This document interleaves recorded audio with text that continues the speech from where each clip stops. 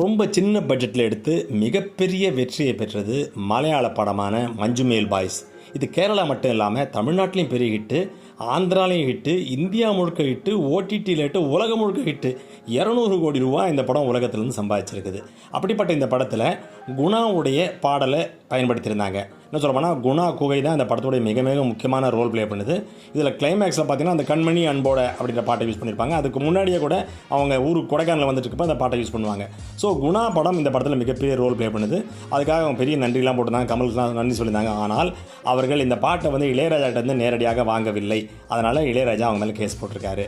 ஆனால் படத்துடைய தயாரிப்பாளர் என்ன சொல்கிறாருன்னா, நாங்கள் ரைட்ஸை கமல் சார்ட்டு வாங்கிட்டோம், ஏன்னா கமல் சார் தான் படத்தோட ப்ரொடியூசர் அப்படின்னு அவர் சொல்கிறாரு. ஆனால் பாட்டோட ரைட்ஸ் எங்கிட்ட தான் இருக்குது அப்படின்னு இளையராஜா சொல்கிறாரு. இதை வந்து கோர்ட்டு தான் முடிவு பண்ணும். இந்த கோர்ட்டில் வந்து கமலஹாசன் என்ன சொல்ல போகிறாருங்கிறது மிக மிக முக்கியமான ஒரு விஷயம்.